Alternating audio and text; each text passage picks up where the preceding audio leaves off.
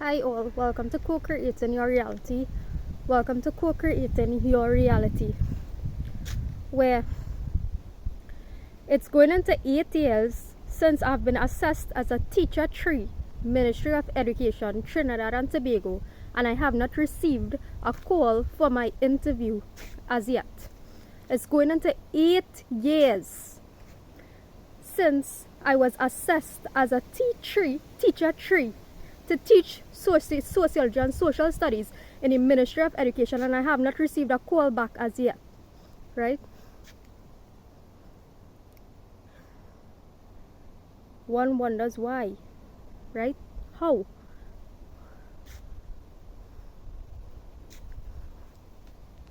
But anyhow, since this is the case, I decided to upgrade myself. I don't want to be no teacher anymore. I'm not interested in being a Teacher 3 anymore. I'm not interested in being a Teacher 3 anymore. I have upgraded myself and I am now a Teacher 5, right? We don't need you all anymore. We do not need the Ministry of Education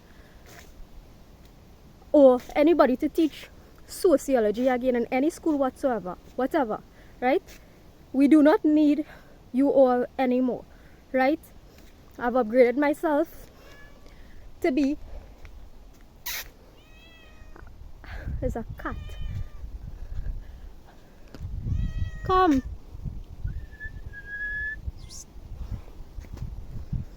I've upgraded myself to be a Teacher 5, right? And I am carrying out my dream of being a sociology teacher 1.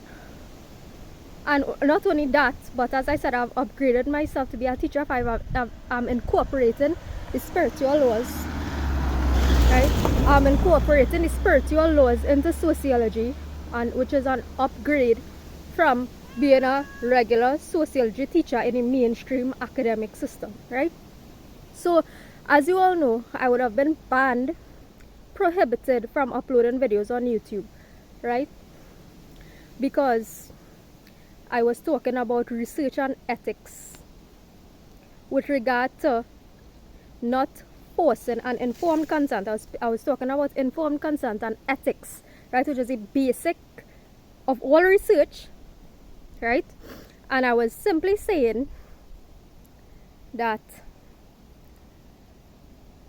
nobody should be in a job, or nobody should, full stop, nobody should be forcing anybody to put inside of their bodies a substance, a product, an item, anything of the sort.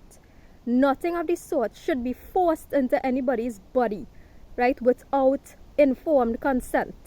Without informed consent, right? It is basics of experimental research, right? It is the basics of all types of research, ethics and informed consent, right? But since you have banned me for talking about the basics of research, let's talk about advanced research, right? And advanced research really has to do with 3 things. That is ontology, epistemology, and methodology, right? Advanced research constitutes 3 things, 3 concepts: ontology, epistemology, and methodology, right? So what is ontology? This is a concept, right? And I'm just going to break down this real simple for us all to follow, right? Ontology has to do with the nature of reality, right? Nature of reality. What is the nature of reality? Is reality objective or is reality subjective, right? That's the question when it comes to dealing with this concept of ontology in research. Is reality objective or subjective? It's a big question, it's a philosophical question, right? So, I will tell you all from my understanding of living in this world, right? I will give you all an understanding, my understanding from living in this world, that reality is in fact objective, right? We may have a wide range of subjective experiences, right? We may have a wide range of subjective experiences which may shape our perceptions about different things in life, right? But beyond our perspectives, there is actually a reality that exists external to our perception, right? There is a reality that in fact indeed exists external to our perspective on it. Now, our perspective can come close to that objective reality that exists independently, or our perspective might be far from that objective reality that exists, right? It depends on our perspective and what worldview we hold. It depends on our worldview, right? Whether or not our perspectives are close to reality objectively or far from reality, right? So that's the first concept, ontology, right? The second concept is epistemology. How do I know what I know? This is what epistemology is about. Epistemology in research, this concept deals with the question, how do I know what I know, right? So there are various ways that one can arrive at knowledge, right, or truth.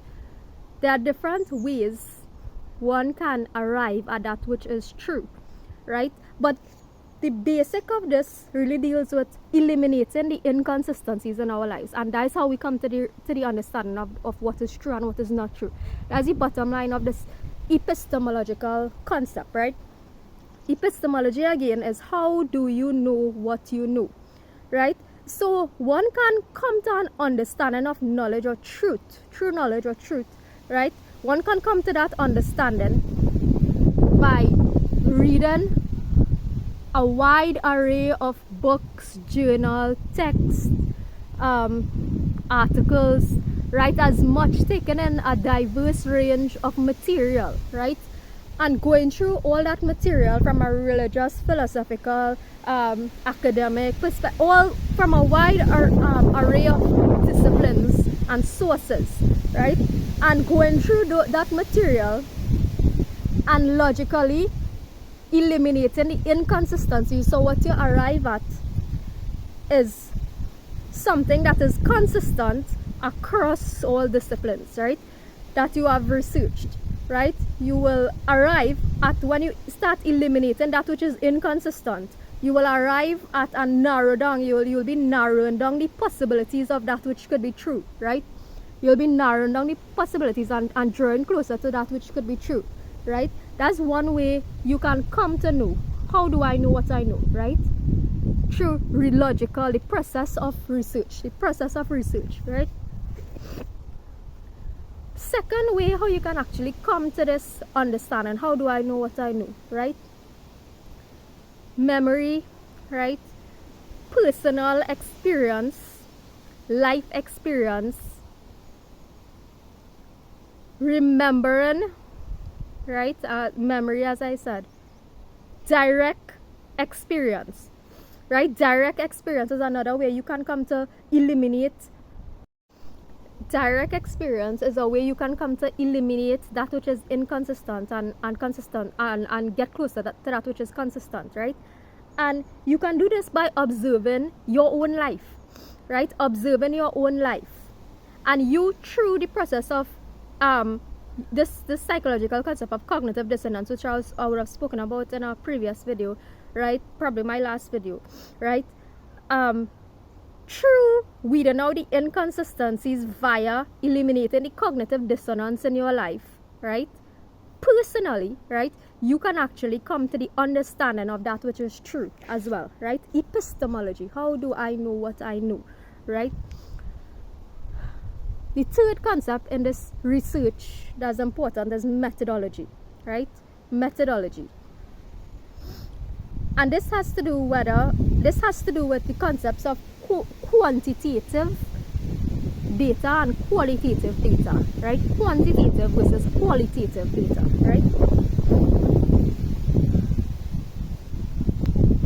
It has to do with research design, It has to do with methods of data collection, right? So how do I choose to, in my research process, how do I choose to collect my data, right? Do I choose to collect my data using quantitative methods? For example, you have written questionnaires, you have or do you wish to conduct an in-depth interview with me, right? Do you wish to conduct an in-depth interview in which we can have a rich, meaningful conversation about my life experience, which is qualitative versus quantitative, where you just give me a questionnaire, have me tick yes, no, maybe, right? You know how we all know how questionnaires go, right? So methodology has to do with collection of data and also research design, right? I do a case study, right? What is the blueprint of your research? What is the blueprint, right? What is the blueprint? Research design has to do with capturing the blueprint or the essence, right? The essence of the study, right? Like I said, I'm not going into detail about this concept. It's just given a brief idea, because this is I remember this being very problematic, right? These concepts, students had problems understanding, which they often confuse one for the other, right? So this is just to give a brief couple lines explanation about ontology, epistemology, methodology, right? Ontology being the study of the question of what is the nature of reality. Epistemology, how do I know what I know, right? How did I come to know what I know? And methodology, dealing with whether your work is quantitative or qualitative, or a mixed methodology approach, which is a mix between quantitative and qualitative study, right? So that being said, we've dealt with that, and let me just address this thing regarding the 144,000 chosen souls, because like I said, I know my videos are being monitored, and after I got banned, there were people coming on YouTube talking about YouTube and stuff, and making a platform a better place for all people and so on, right? As though there's a favor you all doing me, right? No favor. I frankly don't have to be doing this, right? The reason I am here teaching spiritual law and sociology is so that the world can benefit, because I am already aligned with spiritual law, and there's absolutely no need for me to be actually doing this, right? So there's no favor that you are granting me, right? There's no favor that I am being granted, right? Oh, let's make YouTube a better place for all types of people, right? As though I'm supposed to feel better that included, right? I know I am already included, son, right? I know that I am included in the universe, right? There's no need to be, I'm fighting to make the world, the YouTube a better place for diverse range of people, right? Yeah, they could fuck off for that, right?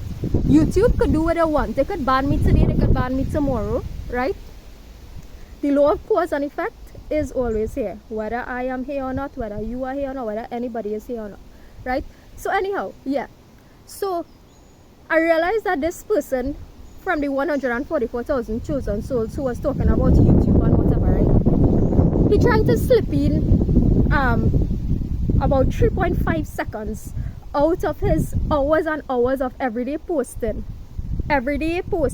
right? Where he have a massive platform, as opposed to me, I just have a few people on my platform, right? Anyhow, he chose to bring up this thing about there are natural laws of the universe, and bringing up one of the hermetic principles, right? Son, that is not going to do justice to what you actually supposed to be doing, right? That is not going to do justice to what you actually supposed to be doing, right? Slipping in 3.5 seconds of natural law, right, is not doing any justice to what you're supposed to be doing, right? You have a huge platform, you have the ability to speak, right, and get your point across. You have a huge following, right? And I noticed you don't follow anybody, you have a following, so you have the ability to influence, right? So You should be coming and actually going from scratch and teaching what spiritual law is. Define it at least. Don't just drop at 3.5 seconds and be like, oh, there are spiritual laws of the universe, and bring up this random hermetic principle of rhythm, right? Teach me what the hermetic principle of rhythm is, right? And go in depth into all the hermetic principles, right? Good. Don't just drop a one-liner thing and think that, oh, you do what you came here to do, right? False prophet, right? So anyhow, folks,